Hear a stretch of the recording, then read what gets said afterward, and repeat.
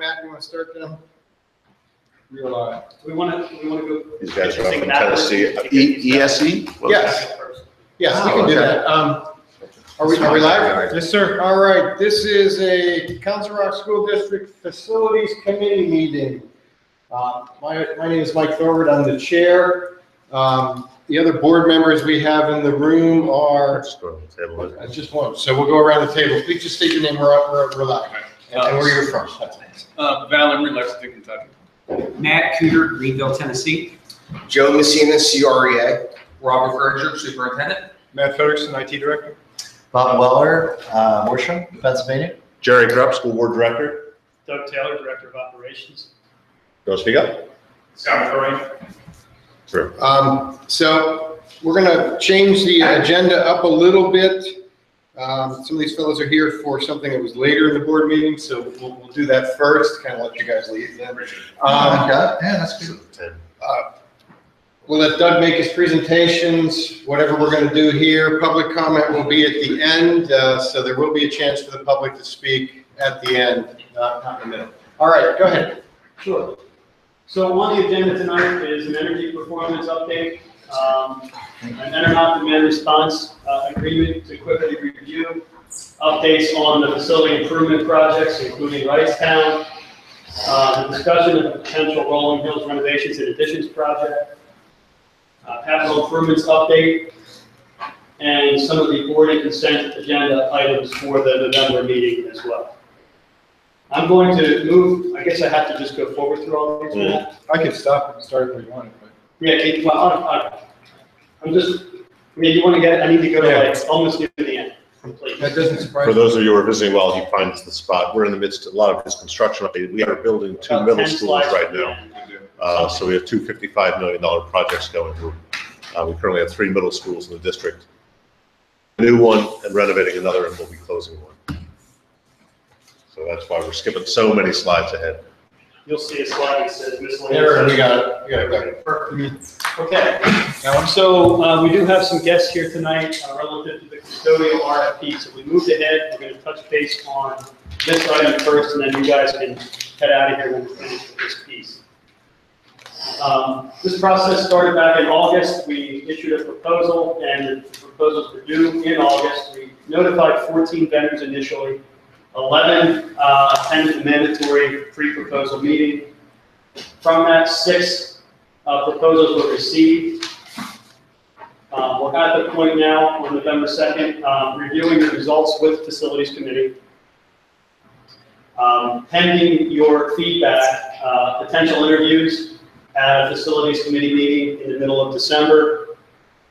The final direction at the next facilities meeting in January, and then board approval of whichever company you ultimately decide to move forward with in January. And then my meeting with the successful firm, even if it's Aramark, there's a transition plan that needs to happen. There's additional requirements, things are changing a bit. So we have to, regardless of who it is, and obviously if it's not, it's even more critical to meet early and discuss a transition plan and how this will all look and work. Moving into a district July 1st of 18. So that's what the timing would be if we did make the change. This summary of the services is on our website. For board members, I do have a small 11 by 17 handout I can give you as well. I'm not going to go through every single number. The numbers range from the $7 million range for a 3-year agreement up to $12 million. I brought to you the 3 that were in the $7 million range, and kind of a summary of what the fees are and an explanation of how I went about this. So right now, the option, the base proposal is a 3-year proposal. The hours of operation are 9 a.m. to 11 p.m. Those are the hours that we switched to 2 years ago when we tried to save some money through custodial. We saved about $468,000, making some changes to hours and a reduction in FTEs at that time. So the base fee for each of these firms over 3 years, I basically took the average, so the annual for Aramark over a 3-year agreement that they're working with today is about $2,440,000. Interstate is $2,415,000, and SSC Compass is $2,381,000. Now, this is a professional service. We can, obviously award this to whichever firm we feel most comfortable with at the end of the day. The things that you have to look at that make this more challenging, for example, in year one, the Aramark fee at 2.3, almost 2.4 million. The monthly fee is simple math. The man hours, though, are 151,000 roughly, 69 full-time equivalents. So you go down and you look, Interstate has 135,000 hours, 65 full-time equivalents, and SSC has 126,000 hours, 69 FTEs. So the math gets challenging to determine which company is the best. Is it based on the number of people they're providing? Is it based on the number of hours each firm is going to be working, even if they have more people? Ultimately, I think those answers need to come from the firms that provided the submittals and not from me. So I'm going to, at the end of this, suggest that we have an interview process of just the 3 companies that I'm posting here. So the 3-year agreement that I would like to recommend moving forward with is going back to the 6:30 to 10:30 hours of operation for our custodial team. It worked much better. We've learned over the first year and even the next, as this year moves forward, the challenge of not having Aramark here from 6:30 until 9 o'clock. It's just, it really taxes the principal, the maintenance staff. It's hard to get the buildings ready. If they're not ready from the night before, it makes things very difficult in the morning. It really benefits us to have that team here next to us for the entire day. And looking at that, again, there's a 3-year average, $2,440,000 for Aramark, $2,452,000 for Interstate, and $2,484,000 for Compass. The numbers are all very close. But again, you have to look, 151,069 FTEs, 137,66, and 133,73 FTEs. And that goes across each of the years. Could you flash back one slide so we can look and then see, because it changed. I was see what, yeah, that's good. You just go back.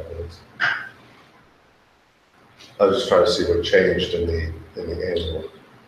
Good. Go back one more time. It's like an eye test. So, number 1, number 2. So Aramark seems to have stayed the same, and now go forward on the last 2. Did they all stay exactly the same dollar bill? Now go forward. No, the last two did change. Right. Okay. So here's a summary. Thanks. Did you enjoy that? Really? It's like the eye doctor. Was one I was having fun. with or without? So next time, just don't wait. I was actually having fun. So there's a summary of Aramark's custodial fees from 2015 to 18.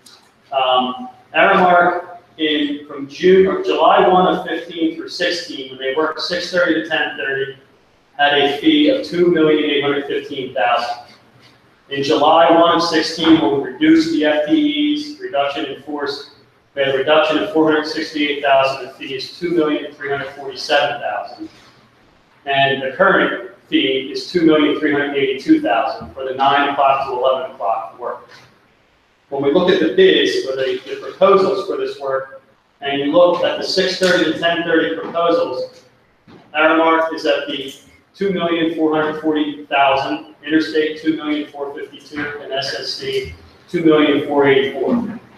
Aramark is the lowest of those numbers, and compared to where they were at that time, significantly less than where they were. So obviously, competitively seeking proposals resulted in savings to us, or will result in savings to us any way you look at this, and significant savings.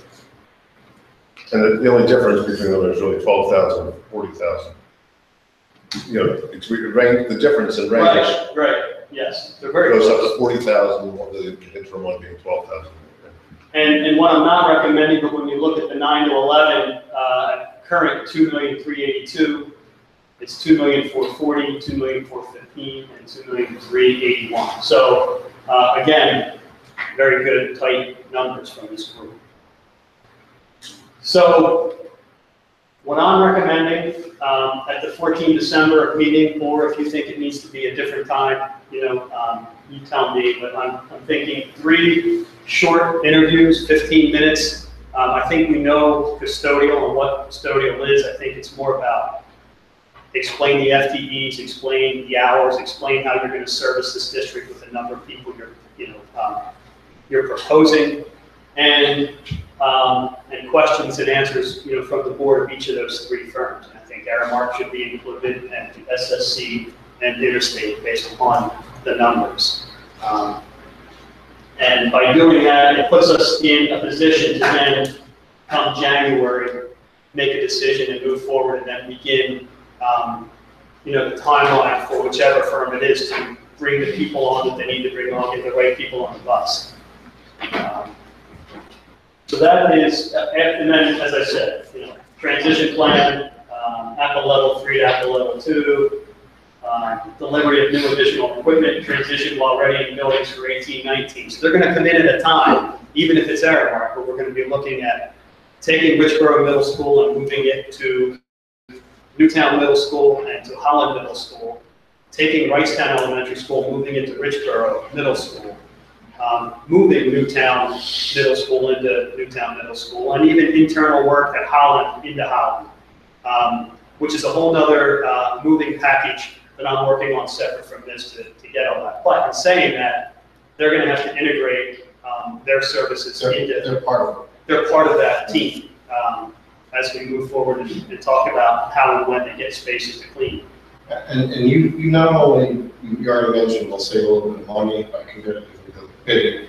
The APA level 3 to 2 is a significant improvement for us. There's definitely more frequent vacuums of carpet. It's not vacuuming once a week and then the other 4 days just picking up pieces that you visually observe. Right. It's a couple days a week. We ask for backpack vacuums and things that actually make the ability to clean Actually pick things up. more reasonable, actually, not the old Hoovers that are still running around with smoke coming out of the bags.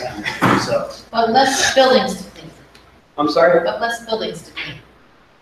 I mean, they're not gonna be cleaning Wrightstown when we don't have kids in it.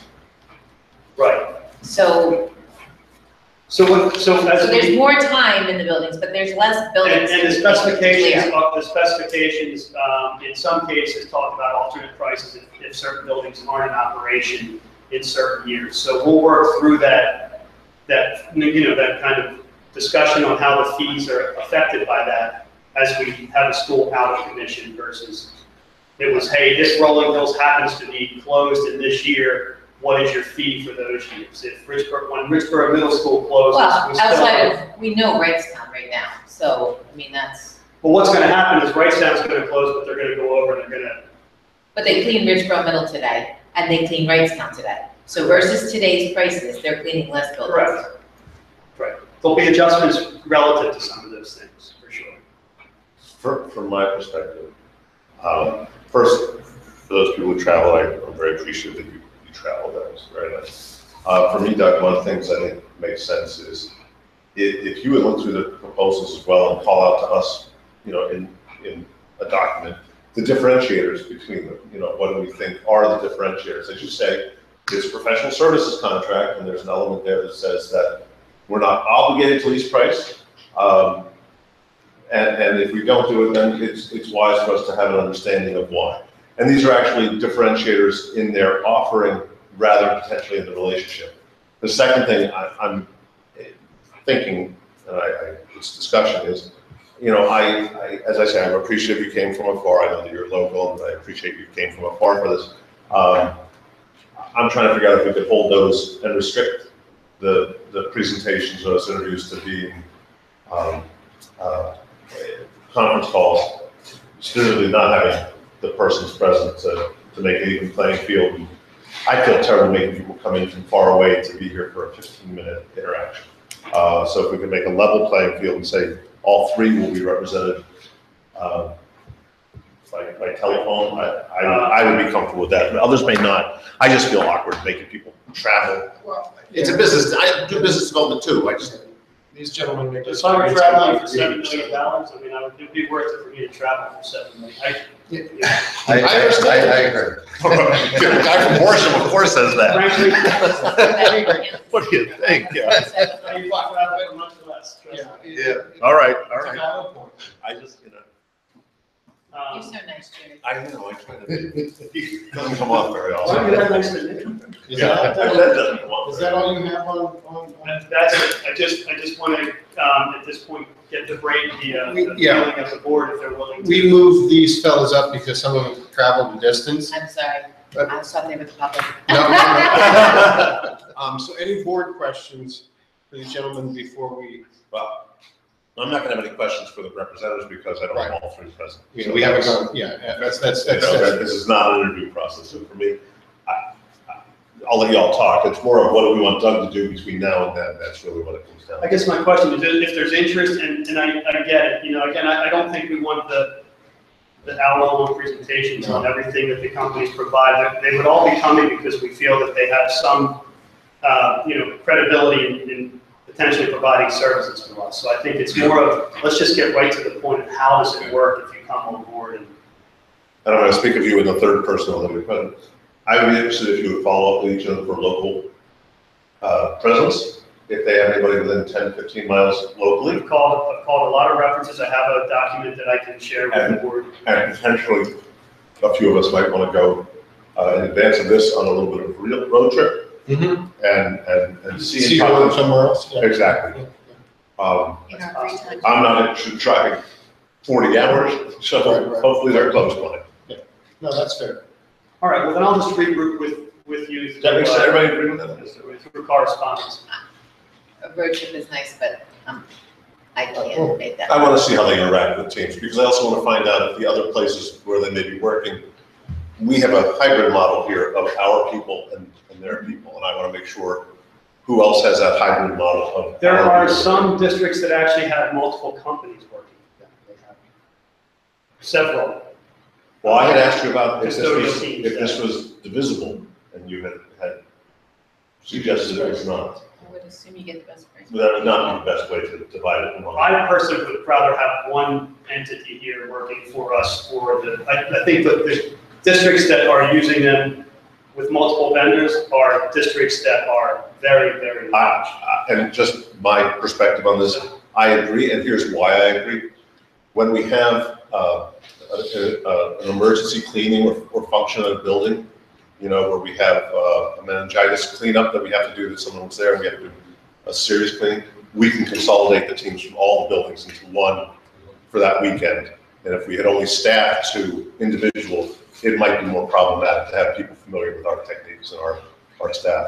Not to mention the time that Doug and his people put in, and Bob and his people managing each contract.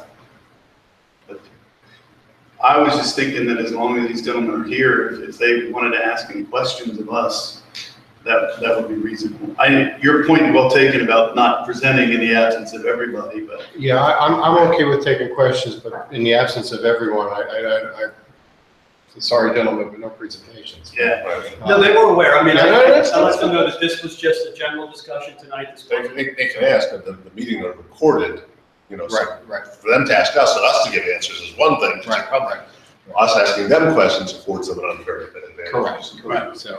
So, and then I will open it if the public has anything on this one topic, but good, I mean, I do think some of the points you brought up were really very, very strong and very valid. In the fact that it is good to be able to meet in person, and it is good to be able to go out and maybe take a look at what the level of service is in some of the areas that we both work with in service. So you can get a good judgment as to what you're getting, since all those prices seem to be about the same. It's really not a price concern right now, it's a quality concern. I don't have a question, but I agree. no, that's fair. The debates were going much faster than presidential. Ed and I came in late. I'm sorry to make you do this. Can you tell us? Oh, I'm Bob Weller with Interstate. Thank you. Valor SSC, Compass Group. Matt Peter with SSC Compass Group. And Compass Group is the parent company to Chartwells, so they're also involved Okay. in that. Any other board questions? Any public, we won't let the public ask you questions either for the same reason. Any public comments on this topic? All right. Guys, You are- I will be in touch with all of you relative to the next steps, and certainly as soon as I can, if there's going to be an interview process, which I hope there will, so you can have a jump start on preparing for that, so you're not getting a last minute request. Very good. Yeah, And it has thanks. the timelines up there, so that was great as well. I appreciate it, guys. Thank you, guys. Thank you very much. Thank you for coming Thanks in. for your interest. Thank you, it was nice to meet you. Cool, thank you. Sorry about this. Thank you. Thank you very much. sir. Thanks for coming in. Thanks for your interest. Thank you. Will you guys go on to you? Yeah, thank you very much. Thank you, sir.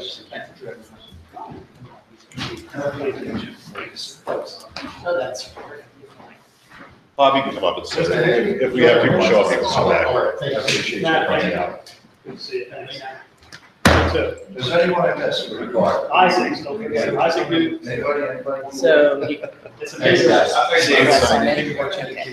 Great. All right, All right. we're gonna go back to the agenda proper. Same thing, public comment at the end. Let's let Doug get through it. Board members, clarifying questions. I know he's got a lot of slides. Look at that deck. Too, but I will go quickly. All So, right. energy management, we talked about the agenda, so let's just get right to it.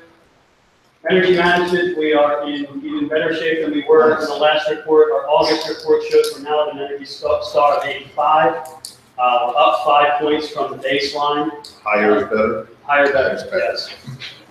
We're actually at 91 cents a square foot for power, which is an extremely low number. Did the weather help? This is weather adjusted. It is weather adjusted, okay. Adjusted 11.9% of the weather. Things are going well. We continue to do things throughout the district. I'm not going to spend a lot of time talking about all of the things we're working on, but we continue to work toward making improvements. You're not gonna get it much better than that. Not much, no, but we're going to keep trying. Well, it's fine. Gotta keep it there. That's true. So Energon Command Response is something that we've been involved with since 12/13. Since participating with them, we've earned over $252,000.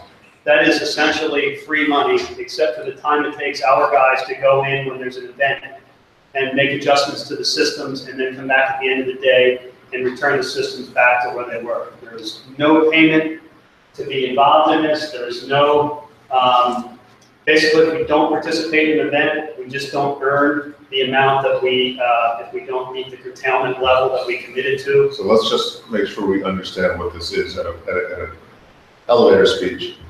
Is this the one that says, if they need power and we would be a large power consumer, they taper our power? That's right. So we get notified, the timing has changed, but right now it's between June and September, from 10 a.m. to 10 p.m. If the grid is experiencing high demand, we'll get a call, we'll say we need you to curtail your power per the agreement that you have with us. We have a very minimal curtailment requirement because we knew that a lot of our buildings didn't have exterior windows, didn't have some of the things we would need to curtail and still have a safe, good learning environment. So, But quite seriously, from mid-June through the end of July, August, August is it's extended school year, or very limited use of most buildings. we've had, most of these years, it's been one event. The last 2 years, there's been no events during school time, and they actually run a test event to determine what your payment will be. Those days are easy because we can almost shut the building down and meet our curtailment amount. So it's been good. It's doing the right thing. It basically allows in our district, with the amount that we provide, somewhere in the range of 60 to 70 homes that would need without power and high demand to have power. So that's kind of the amount of power we're giving back to the grid by participating, which I think is a real good thing. Is there an option, Doug, such as closing X number of buildings 1 day a week during the summer? Are there options like that? I mean, that would help with our energy savings, but most of our buildings are either used by camps or, our buildings, I think it's a good thing. Our community is always using our schools for one reason or another. So, if they're not there, we're kind of, ramped down regardless. So, We had at one time looked actually at many years ago. We actually had looked at what it would take to close some of the schools for maybe 2 or 3 days a week and have those office personnel report here so that we were always conditioning this building. The problem is this building is used by staff that's already here. We don't have excess capacity to take them in, and so we don't do that. over the holiday break, we do, we curtail the power in all the buildings to minimum temperatures so that, things don't freeze, and we make sure the hamsters and all that go home so they don't freeze. And people who come in that week to work, we ask them to come in here and, stay warm. But it definitely is a help over the winter to do those kind of things. Right. So there's a new agreement. I don't know why I have a J there, but 1 July 18 through 32/21, the next 3 years. The first 2 years look like the last 3 years. It's the same shoulder of June to September. The third year requires yearly participation, not just that shorter range. The challenge with that is, obviously in the winter, we're not going to turn our heat down to provide more power to the grid. They don't expect to see many calls in the winter. They don't think it's going to look a lot different than it does right now. But as I said, there's no outright penalty for not participating. The penalty is incurred by ENERNOT if they don't meet the demands that they owe the grid, because everybody doesn't participate. They get hit by it, and essentially we get paid less than we would have gotten paid. So yes, there's a penalty, but we don't pay it. We just don't see as much payment if we don't meet our curtailment number. So there's no risk for us to participate. The estimated earnings are about $117,000, but the third year is a 12-month participation year. It's a new, it's new for everyone. We're all going to see how that looks. And if in that third year we don't like it, we can actually just put it on hold and say we're out and just drop from using, participating in it. So I'm going to bring this agreement to the board the next month or so and hopefully get the approval to continue with this process. It's truly free money. It's wonderful for us. Fine. Facilities improvement update, Newtown Middle School, we're working on getting this final agreement resolved. It's kind of a solicitor thing. We're procuring other IT-related owner-provided equipment. We have TVs in select areas. We have a product that supports the TVs and cable. And we have a dashboard system that we're working on through Johnson Controls, which uses the building as a learning tool as part of the green lead approval. We had to have that prepare a program that used the building as a learning tool. And the dashboard system allows us to actually track the performance of the school and use it as part of the educational program. What are raspberries? Raspberry Pi. Raspberry Pi. Okay. Yeah, he knows what it is. You guys know what it is? Yes. Because I have to. Yeah, it's a little tiny computer on a car. They're like 5 volts The Android type modules that devices. go on each TV to help. Yeah, it's a PC on a car, basically. That process is far less costly than running cable to every single TV throughout a school and trying to utilize a hardwired system. This allows us to go without doing so. Matt, you're gonna do this wirelessly or? Actually, it's going to be wired. We're actually using something called Snapstream Okay. to provide digital cable to but the Raspberry Pis are going to be used with an open source product called Concerto to give us when you walk into a building and it has the display of the upcoming events and announcements and all that stuff, they'll be able to do that on all the monitors and synchronize it throughout the building.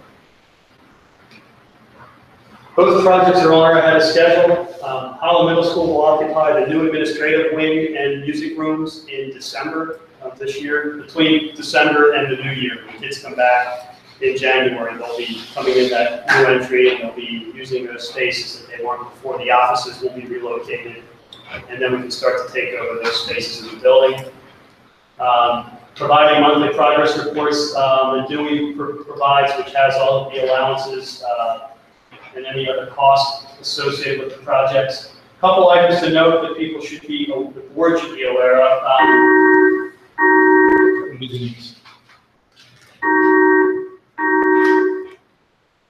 Hello?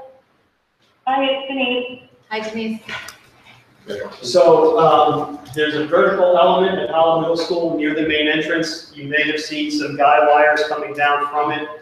As that was constructed, we learned that there was some deviations in the foundations and the anchor plate details for that pier. There was concern that there were deviations that the contractor made that weren't reviewed with the appropriate parties. As soon as that was realized, we engaged the structural engineer to take a look. And there's been modifications made to address that issue. So the structural engineer provided additional structural reinforcement. We're actually tying it into the canopy that wasn't originally the plan, and that's all been addressed. And I'll show you a couple photos. Those change orders are all coming by. There's no cost, right? That's by somebody Obviously, else. no cost to us. The contractor owns everything. Sure. The kitchen completion date, which was planned for October 10th, is ultimately going to be open and ready Tomorrow. but next week as the kids will start, working their way back into that space. Is the charcoal staff ready for it? They've been out for training of equipment, so they're engaged in the process for sure. Yeah. Health department's been out, so So you're ready to run? there was a makeup air unit that just did not arrive, and without it, we couldn't operate the kitchen the way we need to. So we are good to go. Newtown Middle School is on track for the 20 May completion, and then moving into the demolition of the existing building and completed by July of 19. So that piece extends an extra year. Doug, when are you starting demolition of the old building? That'll start next summer after we vacate the building. They have to get a portion of that removed so they can get the internal drives and parking started. So.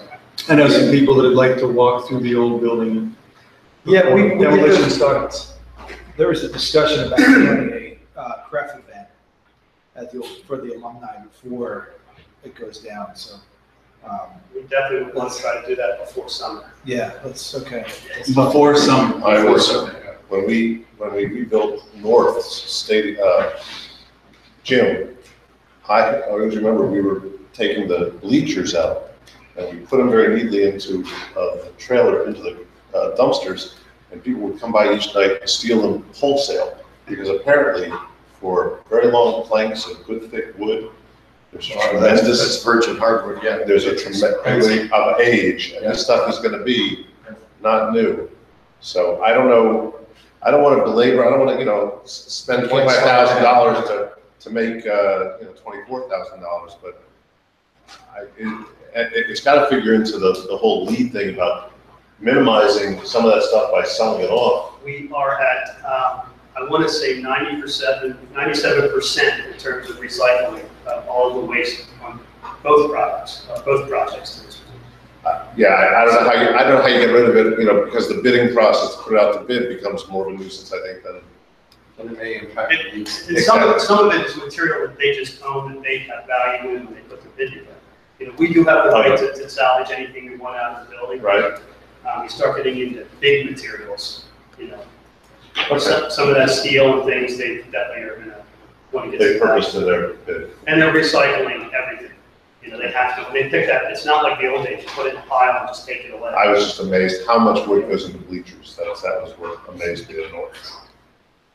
So these are just some shots of the new construction. This is a look at the cafeteria area. These are the windows beyond the metal panels. The low wall behind here, you can't see, it's a significant distance, is the outdoor seating area for the kitchen, or for the cafeteria as well. Just a shot of the classroom wing. This is the new auditorium starting to take shape. This is the concourse. This is the parent drop-off at this end. As you come down, this end is the bus drop-off, and they all kind of meet down this main street that we call it. It connects all of the common spaces are on this side, and all the academic spaces are on this side. And there's a clear division between the two for easy use. As the getting toilet starts to take shape, the petitions will go in, toilets will go in, but the floors are, walls are coming along. This is the library, lots of natural light. One of the science rooms, Science rooms look identical to the ones you've done at home. very It's the simple. same They- furniture, I think. You can put yourself in any of the rooms and you feel like you're in one of the other schools, you know. but Must be the same architect. Not. It's not. It was Breslin and Schrader, but they collaborated in all of our design team meetings. So we all sat in this room, 2 different firms, and we worked as one. It was really a wonderful process. There are certain consistent themes across the district. Which isn't easy for architects, because they all want to own what they own. They work very well together in building stuff. Good. This is one of the hallways. We do have tile up to about 6'6" for sustainable corridors. We won't have the drywall and things to worry about as the years go on. This is one of the collaboration spaces. You can see the courtyard through the windows. And moving into Holland Middle School, we're in good shape. As I said, the kitchen area is the one area that slipped to November, but otherwise, we're on track for the classrooms and for the administration and music areas. Couple shots. This is looking down at the new canopy, the entrance as well. This is the backside of the auditorium. That is one monolithic wall in the drive on. Mhm. It's a nice feature, though. It stands out. This is the pier that I talked about. So on each side, we created, the structural engineer created new saddles and base plates to connect to the existing steel. And in addition, you see pockets here. Steel will come, the canopy runs right by us going into the building. So this then ties into that canopy for additional bracing. That was not originally planned. That was not originally planned. It won't change the look at all because the canopy construction runs right tight to the brick, so you won't see the steel that we're adding. This is some of the facade replacement. This is the boiler room facing Holland Road, and this was all metal panels above. You can see we're now creating brick veneer. We have the brick shelves in, the shelves for brick. And this is a silly thing, I never thought of before. Back in, coming out of the school safety committee in 1999, 2000, we implemented a numbering scheme, which has now been replicated in many parts of our county. So you see that's building side 4, penetration G. Right. We're still gonna go with the odd after, we didn't include signage that has that incorporated into the. Bill Brick comes in afterward with his team and identifies the openings with the fire chief and the. The only reason I ask is because we spent so much money to make a beautiful building, and then if we put up a sign that if they look. They're on the doors. They're on the bottom of the doors. They're not, everybody knows they look, We're gonna be on the glass and. They know where. You know what I'm saying? Yeah, no, I do. I mean, There's then a put a beautiful hang, building with a hand stencil. and then hang a plastic sign. on it. Exactly. It's done with applied letters to the doors. They're tasteful, Very good. but obvious as well. Good. This is the new entry corridor. As you come in, there's 2 entrances you saw from outside. The way that the students can travel through the building from one side to the other. That's not open to the kids yet, though, is it? No, that'll open in December. And this is the new scatter serve kitchen area, much different than what used to be there. Yeah. And I think Yeah, the that's- kids are about tired of eating Council Rock South food, so they'll be really They'll like excited. this, They'll yeah. be really excited. Very well. So, Wrightstown, just a quick update on it. The alternate bid items are the gym, development of a courtyard scheme, and unclassified rock excavations. Nothing too exciting. They'll all be breakout numbers for later. As we know, this is what the project looks like with the alternate gym on the back. The orange is the existing building. The kitchen expansion, the mechanical, and the classroom with the link are here, the required portions of the project, and this is. That's the current, the extension is adjacent to the current kitchen? Yes, the kitchen is right here. So we're able to blow out that wall and row it in that direction. So this is just a plan showing that alternate, the classroom addition with the green piece being the link so that we have circulation around the building. This is the kitchen, so we're expanding it in that direction. And this is mechanical down at the bottom.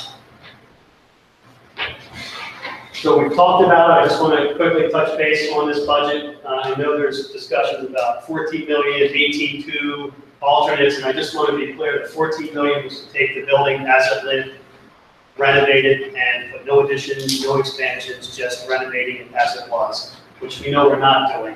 There were other incremental increases as you went. It's the kitchen expansion, the mechanical room, which are needed. We have the new construction, which includes the gym, kitchen, classrooms, boiler room, and the link, renovations, site-related costs, fire tank, sanitary allowances, which are part of the overall cost of 13.4 million. This includes design contingency with the soft cost. The estimated project cost with the gym is 18.2. I don't have the exact value of the gym until midday, but if you don't accept the gym, it comes off that number, so it could be 16.5 or something in between. So that's the 14 to 18.2. It's going to be somewhere between 16 something and 18.2 on midday. For me, I'll just vote for 14 million. Whatever you can do for that. All right. But 14 million isn't really on the table, is what you said. No, those were the numbers that we reviewed during the preliminary stages of what the project cost would be, explained what each one of those costs was. It was to add classrooms. It was to add 56 rooms. Without any other renovations, just add the 5 classrooms and that's it. So this is the schedule. We continue to move forward. The schedule is on track at this point. And this is the schedule for township meetings. We have a busy month. On the 9th, we have a meeting with Wrightstown Township Planning Commission. On the 13th, we return to meet with the Board of Supervisors for a workshop. And I believe that the next week, on the 20th, we return to the actual Board of Supervisors meeting for further discussion and perhaps approval of the preliminary package. We have Act 34 resolution and advertisement that we have to talk about on the 21st of December, and Plan on A&D. That sets up the zoning hearing on 4th of January. Actually, that's a meeting. The hearing is for us is the 18th. This is actually with the township. The zoning hearing here is the 18th before the board meeting. And we expect to record plans and move forward on the 25th of April. So we're on track to do so. So that meeting's going to be the 21st of December. That's attached to a board meeting, I imagine. The 21st is attached to a board meeting. We approved the Act 34 resolution and advertisement only. That's good, because we have a meeting, we must have a meeting the first week of December as well, because we're required by law to have a meeting. Yes. Okay. You could do it up a meeting is what Jerry's getting at. No, you could, he won't have it in time. I was just making sure we understand that December we have 2 meetings. We must have a reorganization meeting the first. Yeah, I think the reorg meeting is the same night as academic standards. Okay. Okay. So, again, this is the stuff that we just reviewed in that schedule. And the Richboro Middle School planning, we're working on, we've had an initial walkthrough, Barry and myself and Andy Senko returning with that. And we're going to start further planning and detailing that soon. We need to look at a lot of different things. And we're planning for an 11 December PTO presentation at Wrightstown to revisit and go over what the actual plan in more, with more final details of the plan. And then also developing a moving plan for all the moves associated with Wrightstown and the other projects.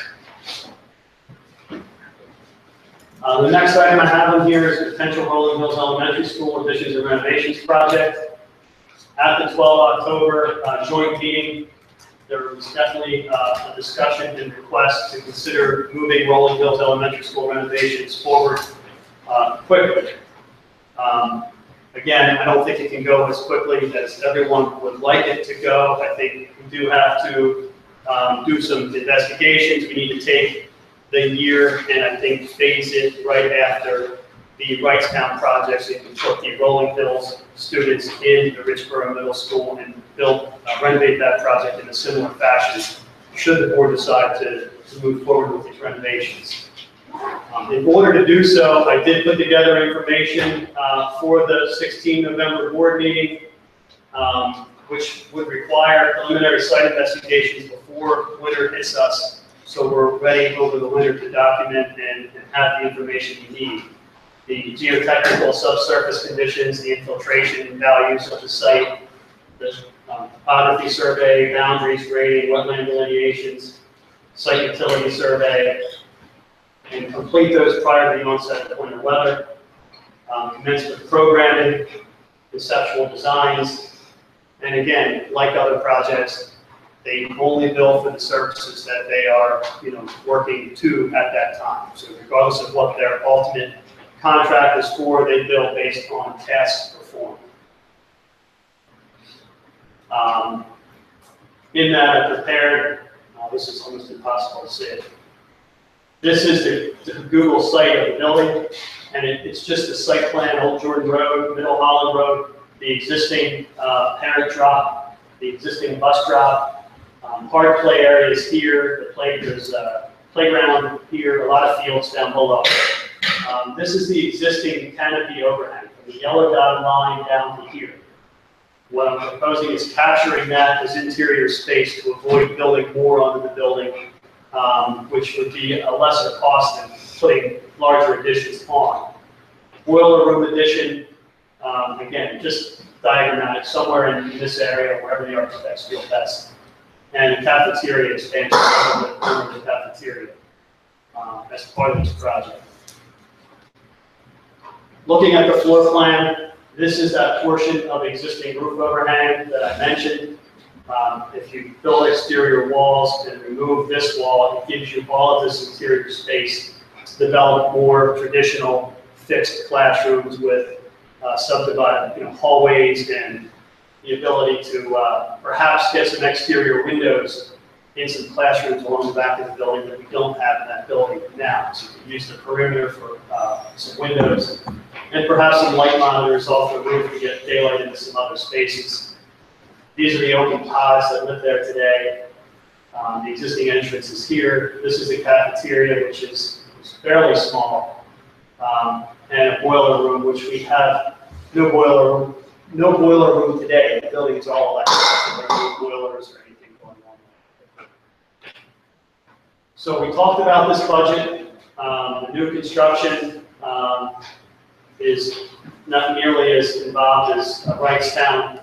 Renovations, site-related costs, roof replacement, allowances, which include the conversion of the exterior space, about $13,900. The soft costs, which also includes some minimal design contingency. And as we said, from 17 to 19, when this work may start, we have the inflationary cost projected out to a $19.5 million project. So, just a question about that, and it's all electric now, and you're at a boil, and I wonder, and I'm doing this personally, so I wonder about it. I've seen more and more, and I've seen some schools that were built as passive schools. These are schools with a great deal of insulation, air tightness, energy recovery ventilators, so that the energy that goes in the building is used, and the energy costs associated with the building are incredibly low. It is not something within the norm of what we've done, but it's also one of the other reasons is that it's also sustainable in terms of not only the construction itself, but the energy costs they're at. Would you do that on a rental though? I don't know. That's what I'm trying to that's figure the out. reason why we took lead silver away from Wrightstown Elementary School. The thermal value we needed, the insulation in the exterior walls, required us to essentially build new walls inside the existing walls, just to get. If you were building from scratch, Well, you can build walls outside the walls. It all depends where the two. We could, but then the $19.5 million budget was no longer valid. I understand. I'm trying to It might be figure out. the way to go. I'm trying to figure out what the increment would be and how long it would take to save that from energy costs. That's all. I was just, I think you're looking at least $6 million more if you were to say, let's. And so what do we spend on that? Yeah, so the question would be, how much is the energy savings? I don't think you'll see $6 million anytime soon. We said the difference is $6 million between. Well, that's a renovations and gap. new school? That's an estimated cost. I mean, I can certainly look at a new school, but it- Yes. I wouldn't, Mike, I'm just asking for clarification on what he said. it's at least $6 million more, which is a significant number when we're looking at all the other projects we need to consider. Sure, of course. Can you tell me why we need kitchens done in these schools? These kitchens that's the original kitchen from 1970. It's the equipment. Stuff is more space efficient, et cetera. I don't know why we need more kitchen space I'm for our sorry? schools. Kitchens are more efficient, things are more efficient these days. I don't know why we need more space for the kitchen. Oh, no, that space is for the, at Rolling Hills. In both of them, they had kitchen Rice expansions. Town's kitchen is it is very small. It's one of the smallest kitchens I've ever seen in school. It just doesn't, today's requirements for just a triple bowl sink are not what the requirements were then. So you just lay out a triple bowl sink for the Department of Health requirements for hand cleaning and everything else that you need. It starts to stretch out and become problematic. The fridge and freezers, which are probably a little bigger today than they used to be, a lot of that stuff just consumes space. I honestly would rather not put any money into those pieces if we could put it towards classrooms and other things. I'd rather, but I just think the schools serve this many kids now, and it doesn't seem like something necessary to me. we sat with the kitchen consultant and we talked about. how I'm many sure the kids kitchen actually consultant could- thought we needed it. I'm sure, but I'm just, it's a hard one for me. Is the plan to eliminate the pods? Yes, And so in your thinking, the building currently has 18 classrooms. How many classrooms would exist post renovation? well, the goal would be to maintain the same number of classrooms that it has today. So when we take away open pods, we're inevitably going to need more space to create the sub-corridors and when you take toilet rooms and make those current code required spaces, all of it grows. So we're going to have to shuffle spaces and we're going to grow as a result. So there's about 6,500 square feet of space that we can capture that we can, hopefully grow within and still maintain the 18 classrooms. So if you push into that space, where you have a label over pod 1, 2, and 3, Yes. if you push into that space, would you then have a corridor somewhere else in the building? Yeah, I think somehow you're going to have, you have a corridor here, you have a corridor coming through, you may have a I would corridor say you have a here. cross corridor And somewhere. you'll have double stacked corridors. Right, that's, 6,500 square feet that's all corridor. well, it's a corridor allocation of space, but the building, but you want to push those classrooms to the wall so you have Yes, light. for light, yeah. And then the space that you've moved them out of becomes a corridor. It took 6 classrooms, 900, Yeah. 5,400 square Yeah. feet. So theoretically, if those are stacked along here, we're carving into this for sub-corridors and, yes, we're taking away, but we've just found a place for 6 rooms up here that we are gaining Right. because it was constructed with that overhang, which is all part of the It's a concrete continuous roof roof. structure that they built back in the day. The building is friendly in that you see all the columns, everything else in there can basically be removed because it's structural columns and a poured-in-place concrete roof structure. So. In the original demography report, it showed that Rolling Hills would have an increasing population. I'm assuming that we will wait until this new demography report comes out to finalize anything because Hillcrest is already overcrowded. If we see anything in the report that indicates that certain pockets of Northampton are going to potentially bubble up further, this would be an opportunity to make that school a few classrooms bigger, right? Denise, I think that's right, but the other consideration that we have is that we know that Holland right now is underutilized, so we'll be redistricting southward there. And then we also know that we're seeking more of a 50-50 balance between the north and the south. So some students, generally speaking, from the south will be redistricted to the north. So we will definitely wait for the new projections to come out, but those are just a couple things to keep in mind, I think. We could certainly design this with the understanding that it needed to grow to have room for that growth. and that can be considered as part of the design. From a schedule standpoint, I have the information to share with you for the November meeting. I have later in the presentation what the costs are for the phase 1 investigations to get it started. So assuming we move forward on the 16th, I would have a team here on the 17th to start surveying and doing what they need to do on the site. We can begin programming with Sam Smith and Barry and the rest of the team to determine exactly what the project needs to be, and then kick off with the design team and work through this project so that we're talking about a May 19 construction start, similar to the May 18 for Wrightstown. This would be May 19. We vacate the Wrightstown, so we're vacating Wrightstown from Richboro Middle School, and then we would move into Richboro Middle School in June. And then June of 19 to August of 20, perform that work, and we occupy the building in 20. So you're thinking, Otherwise, it's 20. you're thinking that during construction, you'll have Golden Hills that Richboro. That would be the plan. Otherwise, you're going to add modulars and this building with the open pod concept. The way you have to carve it out to put fixed classrooms in would be very difficult to phase with kids in the building. How many classrooms do we end up with? I'm sorry. I think it's 18. 18. So that's it on the Rolling Hills piece. I don't know if you guys want to have any further discussion about it now or. Yeah, I mean, this is, Okay. You're out of time. Capital improvements, I'm not going to go through all these sheets that I previously provided unless there's questions, but these were the costs over the next 5 years. We looked at this for the 17-18, we were talking about for the summer, $8.2 million, roughly worth of work. We learned at the joint meeting that there is a range of $3.3 to $6.6 million for summer projects for this summer of 18. So what I've done, instead of coming and being presumptuous, I went with the 3.3 million package, a 4.6 and a 6.5. And then if we want to bring it to the board that way as a vote, we can do it that way. If there's board direction tonight, that's wonderful as well. What I can show you is suggested bid bundle 1 is the work of Chancellor that is really, the building is really in need of getting started with this work.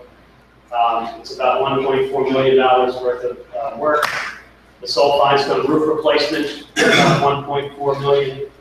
The North Cooling Tower restoration and adding a fume hood at the science room for the STEM program is about $472. I'm working to get to 3.3, so that's the $3.3 million package. If you look at bundle 2, it includes the work on 1, plus some of the Title IX items and some of the electronics that are in pretty bad shape at the stadium at $4.5 million, 4.6. I just want to share with you, I was at the stadium the other day, and it was $120,000 for the sound system. The sound system is 2 speakers. Right now. Yeah. It's not good. Well, they made it much better than it ever was, because we didn't have those speakers before. So, We could do an alternate for 1 speaker. Is 6.5 the total amount we have in capital after we moved? So that would use every penny we have set aside for Yeah, capital? it's like 6.6. Okay. So bundle 3 is those first 2 bundles plus the metal panels at Churchville, the paving work, the parking lot preventative maintenance work, the synthetic floors at these 2 schools and gyms, and the unplanned project allowance, which will ultimately turn into projects, is $6.5 million if you were to do all of those things. It still leaves us, we would not do the work at Soul Finestone in terms of corridor floor repairs, which, we'll just work on over time. The 24 roof, we obviously, if a building's going to slip, it's going to be that building before the schools. And the master capital planning work to divide classrooms is a project that can wait until the following summer as we work through the demographics and the projections and see if it's exactly what we need to do, as you work through that process. So there's no sense jumping into that now and then realizing we've carved something up we didn't need to carve up. Would you describe the Title IX work that you mentioned, please, Doug? Some of that is just bringing quality between the girls softball programs and the boys baseball programs. It's just and some of it, more of it is safety fencing. There are a lot of fences along third base lines and things where there's no protection for people that are between the field and out of play. So some of it's just extending some fencing to protect whomever happens to be walking by, whether it's people participating, fans, or just a student walking through the site. More fences, huh? Sorry, Jerry. This is not for the other reasons. This is all of our own kids. So And those you- gym, Go ahead. I'm sorry, those gym floors, The gym floors at those two schools that I mentioned, three of those schools are the same, except at Newtown, they put a wood gym floor. So they obviously recessed the slab to facilitate like a 2.5-inch system. At Hillcrest and Richboro, they put a slab on grade flush with the hallway floor, and they poured a synthetic floor system like we had at Goodman. right? Getting it off is a challenge in itself, but then we prepare it, and we really can't put a wood floor back without, if we build up 2.5 inches, we need a ramp because of the difference from corridor and into space. And it starts to create a tripper, in the gym itself, just to create a ramp. Are they currently unsafe in any way? Like, The skin surface, they have a skin to them. Right. The skin's all peeling up and it's getting, broken up. I think if, you're not consuming it, you're probably okay, but the product is not something that, it's not some of them are tripping hazards. They put tape over it as the lines crack, the That's what skin, I'm wondering, it creates, so they put tape on it to keep it from peeling up. We do the best we can. We try to patch it, but we just can't patch this stuff. There's not a product that is really friendly for it. Could you pour something like you used in the hallway at Holland Middle School instead? Like a terrazzo, that would be permanent then? Or Yeah, is it's that, very hard. would it be? Expensive, so. There's no forgiveness at all. Even the wood floors actually have there's an action system underneath it that gives a little bit. Okay, Um, that's true, that's The true. Mondo, the synthetic floors have, some That's true. forgiveness. I didn't think about the action, you're right. A Yeah, couple of years ago at either, I think it was Salt Finestone, they had a tile floor in what was a multi-purpose room, which was a gym, which was slick as a skating rink. And for that building, we entered into an agreement with a local basketball association up there who had access to it then. And they funded it so they would have access locally at Salt Finestone for basketball. I don't think that opportunity is available to us at these places now. Wendy, did you have a quick? I did. So Doug, are you saying you want to present all three of those options? Or are you looking for some indication on what the people on this committee think they want to go towards? I mean, I would rather not make the motion any more difficult than it needs to be or complicated. If the group here has a consensus that, Doug, it's 4.6 or it's 6.6. right, you just, they're Or your it's three. 3.3, So then it's better to just know it up front than continue to. I'm always about shortening summer projects, but we have the need and we have the money already towards capital. I'd be good with the 4.5. It's not that I'm not totally okay with some of the 6.5 stuff, but I feel like leaving just $100,000 in that capital fund with all the stuff we have that goes on in capital makes me a little bit uneasy. So for me personally, I'm in the middle of the road. Any other board members want to chime in on that? I don't know anybody, I'll speak first on everything. And At one point, did we discuss the banners helping to defray the cost of some of our, the I state? think it's tiny, isn't it? in terms of- $5,000. I'm not sure I understand. I think that's Turf the Rocks. Oh. That's the Yeah. turf. Yeah. Yeah. Was it like $5,000? How much? It's $5,000 for 3 years, over 3 years, Each time. or a year. Yeah, it's kind of at the same time. $5,000. And it's also not 2018 one, really. I The mean, last scoreboard was was donated, it's possible. Yeah. If someone wants to, donate a scoreboard and the board's willing to accept that donation, I'll work, new columns and electric to that. Well, I spoke to the people who run the scoreboard. I haven't heard anyone call me yet. I spoke to the people who run the school board, and I spoke to the athletic director that I was at the North-South game. And those people weren't vocal to me when I asked them pointedly about replacing the scoreboard. So that's $60,000 I'd rather spend. So to Wendy's question, yeah, I'm stuff's not gonna get better on its own. Yeah. You're right, 6.5 seems like it would be a lot.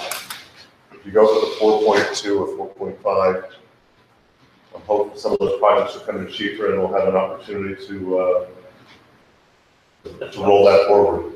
Those plus those. But I'm not doing the school board or the sound system, but You'll vote no to those? I go over the whole thing if those are included, yeah. But as far as what kind of money are we gonna spend? Treat it like the custodian. Are the gym floors, I'm sorry. The gym floors are at 6.5. And they're in the big thing. Yeah, I'd like to see him swap for that scoreboard, to be honest with you. Well, they're $321,000, we can't replace it for the $60,000 scoreboard. Well, scoreboard and sound were $180,000. All right, well, I guess then I would You want me to be, try to find a way to get those in somehow? And take out the scoreboard and the sound. No scoreboard and no sound. No, not new scoreboard, not new sound. So, You're saying no, No I'm saying projects. not replacing them, yeah. all right, it's okay. But in that 4.5, and maybe you have to go to 4.8. But something that leaves maybe a little bit of money in that capital fund. Is that Yes. what I'm hearing? Yes. I don't, just to give them some direction to put a motion in front of us. This stuff has to happen. And what we're saying is 30% of it's getting poured into this building, whatever we spend. It's just to the point where it can't wait any longer. I mean, yeah, I think we've done that for a while. I have Put it off. I still don't have to like it. I'm sorry, I still don't have to like it. Well, The painting and the glazing is becoming more evident than it once helped. And we can't cap anything with aluminum. So we don't ever have to do it again. Can't what? Can't? Cap Well, it's an historical building, right? Yes. Well, that's what I'm afraid of, which is, it. Yeah. Can't do a lot. Well, you've asked about someone. I have to go to the Historical Society to deal with these projects regardless. So I'll find out what the parameters are, what we can and can't do. And obviously, if we can do something on the lesser end and stretch our money, I will. What isn't even lesser, Doug, it's longer last. Well, it's more sustainable, I don't disagree, but, we live in a beautiful neighborhood where you see ladders and painters and workers at houses anytime you drive by. And that's- as you look at this room, you'll notice the windows here. That was an accommodation to keeping the windows so we didn't have to replace them. The frames are original, the sash is original, and so for insulation purposes, they pinned the windows and then put the sheet on the inside. So that was actually a stopgap as well in 2002 when we did it. So there are a number of stopgap things There that we did. You know, I 4.5 to 4.8-ish. I think we should give our opinions on the projects certainly, but also to give him a range of money so that he can bring back the individual projects to us, right? Doug, is that? Well, I think last year was the first year we came to the board and we just had a budget approved. I think at your request, we said, let's come and have the board formally approve a budget. So I just want to, on the November agenda, list a budget and I'll list the potential projects under that budget so we all understand what they are and get the board to, approve that. Then we're on the same page. And I'll make sure that these two are excluded, that the floors are swapped. And And then I think there's some interest in what's being done in this building, maybe coming back to this committee. Yeah, I'd like you to talk to the historical, I mean, if they're a firm, no, I want to know that. Not before the November meeting, and you know what I mean? I'm sorry, That's okay. I'm sorry. I think if you just go to the Harb and ask, can you put aluminum caps in the window, it's going to be a firm no, right? But I think if you go to the Harb with some other ideas and I don't even know, these are individuals who want to do the best thing for the community and they want to keep the Chancellor Center here and they want to do those kind of things. So I think if any homeowner went and said, I want to put aluminum caps, aluminum siding, they're going to say no. But there are other alternatives, and I think if you had conversations with the people on the heart, you might get further along. Does that make Sure, sense? I know people that break metal that look exactly like crown molding, and, they're very good at what they do. If they're willing to accept a modified version of that replicates the exact profiles that we have, it would be a very good solution. I would definitely talk to them about it. Great. So, okay, so I'll bring that to you later this month. Around 4.5 Ish. ish. Do we have a consensus? One, two, I think that's a three, reasonable four. range, and I'd go a little higher. We're even. Five. Actually, I can't count. I just don't know. I'm It's too late. totaling this with the 18 million and the 19 million that we discussed before, and it just gives me a little bit of heartburn. So I would prefer to stay in our $3 million range, understanding that the other work needs to be done. So I'm really torn here. And then I think about the money that we spent at Hillcrest that we didn't need to spend, that we could have applied to some of these programs. So we have a consensus, so it really doesn't matter, but I'm undecided at this point. But Doug, I think you're still coming forward with it as I'll come with a that. base and a bundle one, and a incremental bundle two, which gets to 4.5, so All right, I'll do it that way. that way, So it's just two options now. is that okay with everybody? The That's fine. base and then something that totals to 4.5, then we can have a discussion about where are we at that point. Okay. Yeah, and I I'm think, typically good with the 3.3 in the summer, we're gonna hear what you're saying, I just don't know that extra 1.5 is gonna prefer the $40 million in renovations. I totally appreciate what you're saying. I've been advocating for a long time to keep summer projects at $3 million. you're right. I just want to be clear, I understand what Jerry said. So you're coming to us with a budget, not a scope of work, is that right? Well, I'm gonna come with similar to this, which says for 3.3, here's the projects that we would perform. For 4 point something-ish will be the synthetic floors, it will be absent the scoreboard, it will be absent the sound system, and we'll see what that number looks like, and list those, and then you can say, I move to approve bundle 1 at 3.3, or I move to approve bundle 2 at 4 point something.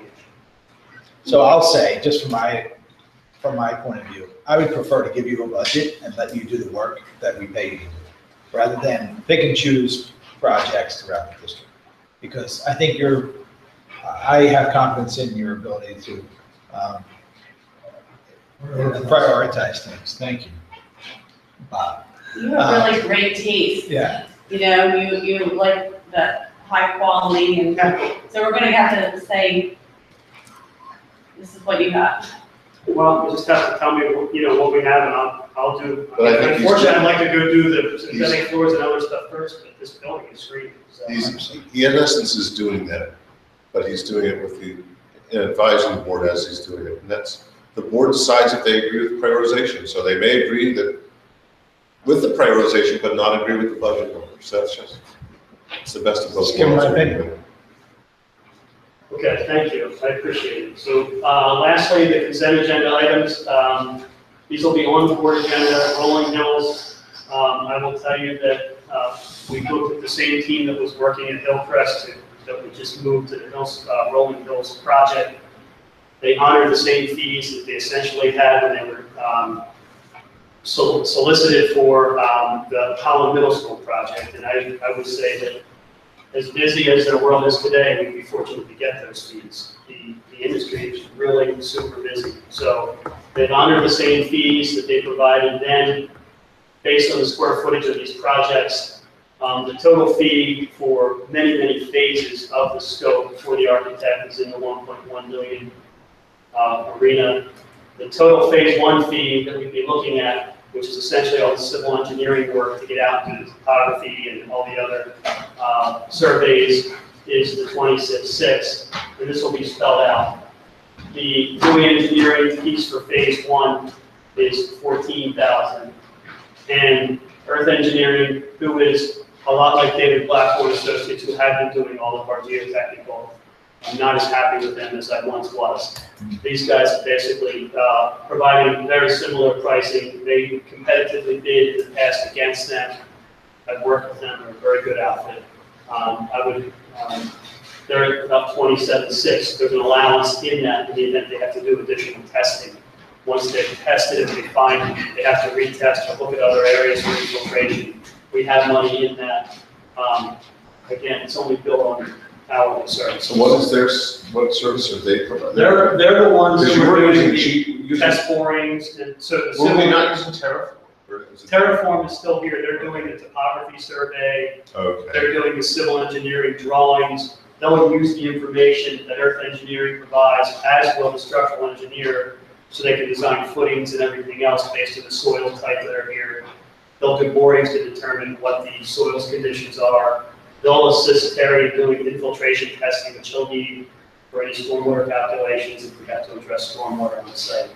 So they're providing the services. This is design phase only. When we move into construction, if we do, it would be a separate contract with them for construction testing. I'm missing something. The 6,500 square foot addition we talked about, that's primarily, is there That's and then the. But that's already then there's the under roof cafeteria. there with footings, isn't it? They would go in with, Earth Engineering would go in with a different piece of equipment, and they would take borings to make sure that there's suitable soil conditions there. When you take the asphalt out, I've been involved in a project, there's a kitchen expansion at Upper Bucks Food Tech. The testing wasn't done. The kitchen slab was removed, and it was full of absolute junk. They had to come in and remove about 5 feet of stuff, and then fill it with engineered stone before. So these guys come underneath with the special, they'll do borings or they'll do test pits, they'll make sure that what's there is suitable for. It is what it is. Right. There's a bid for salt and de-icing materials for the next year. There's a grounds equipment bid that's in here, and I'll have this to you in advance, but it's simple stuff. It's a total package. There's a pruner, there's a backhoe attachment for the John Deere tractor we had purchased in the past, a plow for the John Deere tractor we had purchased in the past, salt spreader for an old spreader, a trailer that facilitates the new mowers, which don't fit in the trailer we have because the wheel wells are too narrow. A rototiller, a tamper, a snow blower, and a couple self-propelled mowers to replace mowers we had at other schools. So we're doing our best and working with Bob to bundle equipment bids, so we have all sorts of things being asked for as packages, but we're getting bids as opposed to just getting quotes and moving forward with work. The middle school, Richboro Middle School. Do we maintain those fields, or does Cruiser maintain those fields? Cruiser has a lot to do with mowing those large areas. And they own the equipment that does that? Okay. Demand response will be on the agenda, and we already went through the custodial, so that concludes my portion of the meeting. Any board comment? Any more board comment? I have. Dr. Frazier, with the shift in keeping Rolling Hills open, we were adding 5 classrooms to Wrightstown because we were losing 18 classes in Rolling Hills and then building 10 on the Hillcrest. Understand that we're going to need some more potentially with the projected increase in enrollment. But I think I mentioned this in the last board meeting, but is there any potential just to kind of stall where we are, save some money, potentially, and redistrict around what we have currently? Not put 5 classrooms on Wrightstown. Without putting 5? Right. Do the renovations to, the necessary renovations to Rolling Hills, which, although they appear to be minimal, are quite expensive, but, and maybe not even do those renovations, but I go back to warm, safe, and dry, to see where things are, because I'm concerned that this is, and Jerry mentioned it, that it's a temporary pop in enrollment. So, around redistricting. Would it make sense? Is it workable not to have those 5 classrooms? I think the main issue with it, just to start with that, is we're trying to get closer to 50-50 because the middle schools will feel 50-50. Right. So without those 5 classrooms, you're talking 125, 140 additional students that can be in that school in the north. That's the real implication of not putting those 5 classrooms on.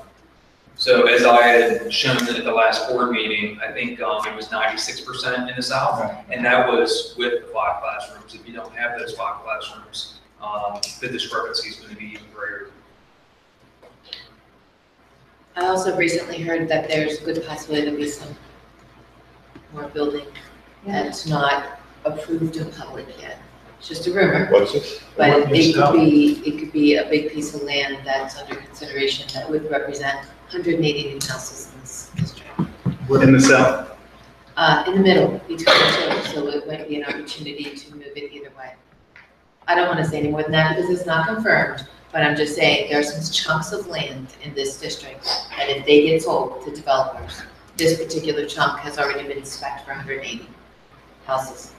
If it doesn't get sold, Mark, you're exactly right? So you can only do what you can do, but it's something I'm trying to investigate to see if we get more information before we get it down the redistricting path, but that's the problem with all this, it keeps changing. Yeah. Is there anybody else on the board that just would like to kind of stall, or is it just me that, and it's fine if it is, I can't, I want to stall.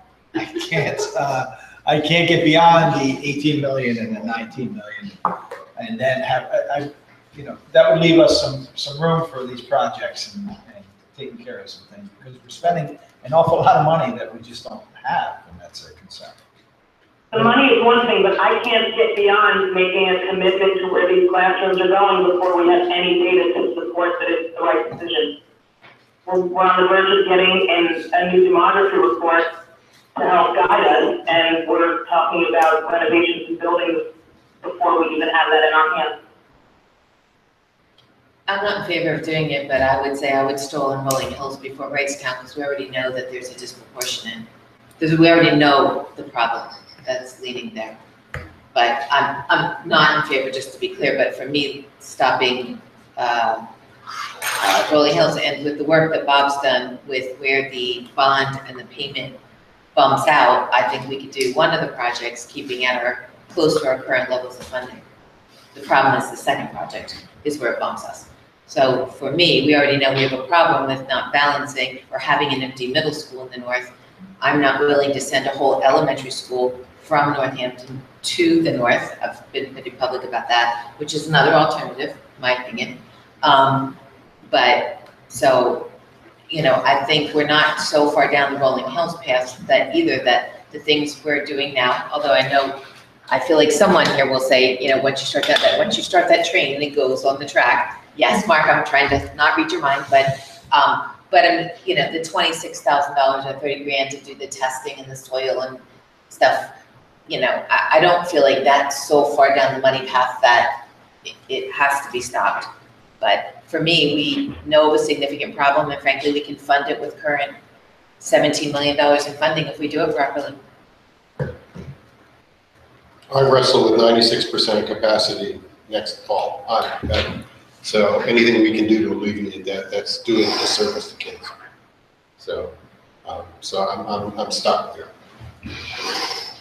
And I'm not trying to sound inflammatory by any stretch, but if that development goes in and then there's another developer that wants 86 townhomes, and I'm kind of hoping it doesn't end up anywhere near that big, because that just seems awful to me, but where are these children going to middle school? The south. Well, if they're townhomes, amount of children, I was thinking about this week, I heard about that development and I know about the other one. And I'm just thinking, where do these children go to middle school? It's 300 kids. Well, look, I apologize. Let's not have a public debate. This is at a this board point. comment. I apologize, but so what's your point is, from a decision-making perspective, what's your point? Well, I was thinking that if we end up with a lot more children, What if, I don't want to say anything and just sounds ridiculous, but I don't think putting the classrooms on the Wrightstown is such a bad idea. While we're building, while we're doing it. I think it's cheaper to do it while we have the process going. And then we might need space, and what if we needed to turn, all right, I'm just saying this as a hypothetical. What if we needed to turn one of the elementaries into a middle school temporarily? What if we couldn't do it? It would never happen? Couldn't do it because you couldn't support the programs. The programs wouldn't fit into the buildings. There are additional needs within those buildings, within those programs, that when we talk about equity and parity in the schools, it would never happen. So if you really had to do it, we've already moved 9th grade out, and we couldn't move 6th grade up. You've only got 2 grades in there now. You just cram. You'd have nothing else to do but cram. I don't know. Trailers are built. Or portable classrooms, as I hear someone saying. That's true. Or you reopen Richboro Middle School. God forbid. But Exactly. You'd cram and you'd drain everything you could out of the buildings. You know, that were peripheral services. You'd go back to things like the music room the music rooms would no longer be music rooms. It would be changed But in how you reality, offer. you'd have the problem in elementary likely first. Exactly. Right, likely, not for sure, but likely you'd have the problem at the elementary first. Well, we put trailers on how many, 20, anybody remember, Jerry? How many years ago? It's because we never lived in buildings. And we thought it was temporary, and then the trailers were here forever, and then we took the trailers off. But I think for what we know today and for where we are right now, I think your question is, could we stop both projects and take it? One other thing about stopping is, I feel like everything right now is getting more expensive exponentially every month you wait. I mean, inflation's inflation, but it feels like. For me, for the Wrightstown aspect of it, one of the things that I think that cures is I don't like that building layout right now from a safety and security perspective. That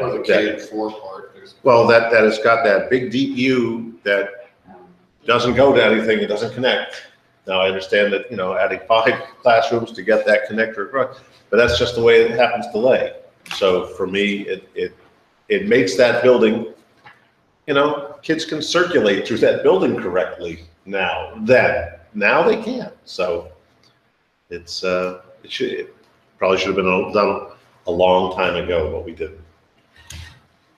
All right, well, no, we're gonna have public comment. Yes. So now we'll have public comment. Anybody want to publicly comment? Go ahead. For the capital fund, how much money can you put into that? And how long can it sit in there before it's spent? Like, is there a It's a limit? municipal code that has within 5 years, it can stay in the fund, and then it's got to go. Oh, okay, so if it's not spent within 5 years, it has to be moved back into, No, it can't be moved back. it has to be spent within 5 years. And is There's ways to get it back out. You can use it for debt service and things like that. So there's ways you'd spend it if it was accumulating. Okay. It's not accumulating in this district. Is there a cap to how much can go in there? No. Okay, all right, thank you. We're capped by our finances. Okay, thank you. So if you want to give us a couple million, you can put it in. If they hit the lottery. Being the last board meeting, it was not an experience, and I heard a lot of people wanted to see the second report, and I almost feel like in the room tonight that stalling would not be a bad idea by a few people. I mean, you're only going to get another shot at this one more time, so stalling to make sure you put the projects in priority order, it might reveal something that, should you continue, that you can't come back to. I would agree with Mark that, and did he say, it's not over. That you should stall and get the intel first, get the foundation first and move forward. Who knows, you might find out more information that you might need to make Rolling Hills bigger. And I saw the number for the first time tonight, 19 million, and we're guesstimating 6 million for a new school. At the end of the day, we talk about less numbers than that and bigger numbers to go for a bigger school, so you gotta make it, you gotta really look at the intel, and I don't think we're quite there yet. That's my 2 cents. Last chance of public comment. I just a question. If you add on to Wrightstown Elementary, haven't you already made your decision then as to how you're going to redistrict? For example, if you build these 5 classrooms, where, who are you going to fill it with? 5th and 6th grade. 5th and 6th grade have been That's right. allowing 5th and 6th. So then you're only going to move the 5th and 6th graders back that are currently in Newtown? And then we're gonna redistrict everywhere. Everywhere. It's a district-wide redistricting. It's not confined to. We are saying, Bob, to your Office. point, that we want more kids to go to the north end of the district. We haven't decided where and which kids move. Doesn't mean this group of kids moves from Hillcrest to Rolling Hills to Holland, et cetera, all the way around. So the actual who moves where, but we absolutely are saying we can't fit all the kids that are currently in the south, in the middle schools in the south. So I think we're Well, halfway in if- between what you're asking. If you're not satisfied with 96%, but we're going to be doing that next year unless, although there still has been no final resolution on that. Like, we're already going to try it once, But we're saying, or we're not. And I guess in reference to that, I know it's too far along, is there any way to make extra classroom space in Holland? Holland Elementary? No, Holland Middle. See, the problem is that both middle schools were built the exact same size, which in my opinion was a mistake. Holland should have been built here, Newtown should have been built a little bit smaller. You are aware that which high school is bigger, Northwest. Right. significantly. And then we have people, But- and we have people on the board who want to build anything, expand Holland at all, so. But, you know, if I remember correctly, something I heard from Dr. Frazier, that the issue is not at the high schools, that there's no problem with accommodating all the Space population. issues. Space issues. We have space issues at the high school south now. Space is not the issue at the high schools. Running classes. Level population for Running program classes. Equity of programming equity build. is an issue. But what programs have been, Well, we're not there yet, but where we're headed is and we've had this happen, you can't run AP. You can't run an AP science class because Languages, I went to the academic standards meeting. it's not happening yet because we're not there. It's where we're headed. It's where you're It's headed. also a function of the class sizes at north are lower than the class sizes at south. and I think every educator in this room would say that that's disparate. But the bottom line is that we're still talking about potentially balancing the district on 5 classrooms at Wrightstown. And we've seen that what we're talking about is a shift of like 40 kids. So it's such an impossibly small number to work with that it's kind of, I don't know, I think it's laughable that we're talking about, oh, we're gonna be balanced because we're moving 40 kids across 2 grade levels. And so the whole thing is premature if we're not really looking at our data and understanding where students reside. Maybe there's gonna be significant growth in Goodnoe and in Newtown, and the middle schools will levelize on their own. We have no idea because we don't know what the projections are, and we're trying to talk about making decisions and moving forward before this report comes in, which is coming in this month. So to vote in 2 weeks on something to move forward, when we're on the verge of getting this report, and we could look at it and have a more realistic understanding of where the trends are and maybe better sense of where these developments are gonna come. I mean, I don't know, was that Kevin Campbell who spoke? I couldn't recognize his voice, but I mean, you don't get another chance to do this right very often, and now we have this chance. And here's the And problem. now we're not waiting for this demography report. It's really baffling to me. Well, it's not baffling to me, and here's why it's not baffling to me. And it's not baffling to me because there's a plan that if you keep putting it off to get it started, you'll never get it done on time, if it comes up. To the question that was raised by someone in the public, you know, the money that we spend to do the soils and whatnot at Rolling Hills, you're right. If the decision is, hey, you know what, you need 2 more, 3 more, 4 more classes at Rolling Hills, We've got the soils work. The soils work is not just within the exact footprint that they're talking about. It's, correct me if I'm wrong, it's a generalized application around that site so that now we know what the site is. As for the work at Rolling Wrightstown, I've already explained my position on that. So I'm not one, you know, if you don't put the steps in place now, because it might be wrong, then if it's not wrong, you're a year off. And if you are wrong, you adapt it, you adopt it, or adapt is the right word. So I think that saying, well, I don't know what it's going to be, and just we'll kick it down the road again, it's just not the right way to go. So it's not unthinkable to me, it's thinkable and reasonable. So I just don't think of when we talk about kicking the can down the road, which is like this nebulous thing of saying it's some distant time in the future. We know a demographer's report is coming in this month. Yeah, except, It's really super duper reliable. that is a demographer's, that is a demographer's report. That is not the recommendations of the redistricting committee. I mean, the demographer's report is going to be a restart to the redistricting committee's efforts. Isn't that true? Yes, that's correct. And so, would you refresh my memory? What's the timeline now for the redistricting committee? Sundance Associates is working to have the new projections done in time for the redistricting committee to restart on November 14th. Right, and their due date for recommendations? The redistricting committee will be for January approval, January 2018 approval. Yeah, so that's not next month, that's January. And, you know, getting things in motion, to Mr. Bruff's point, to me makes a lot of sense.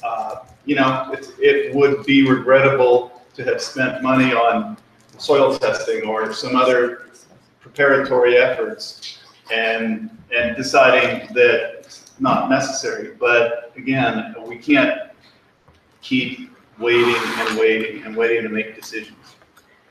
I think it would be regrettable to see this report come in and do an analysis and see that the decisions that we made this month would have to be reversed because we didn't have the proper time to vet it. But obviously I'm outnumbered, but I think we're talking about something that we're on the verge of getting. We're also tying the hands of a redistricting committee to not even fully analyze things. So I don't think saying this all along. I think that we're about to get information. We saw what happened when, you know, we were, you know, without proper analysis of the data, and I just don't want to see us get there again.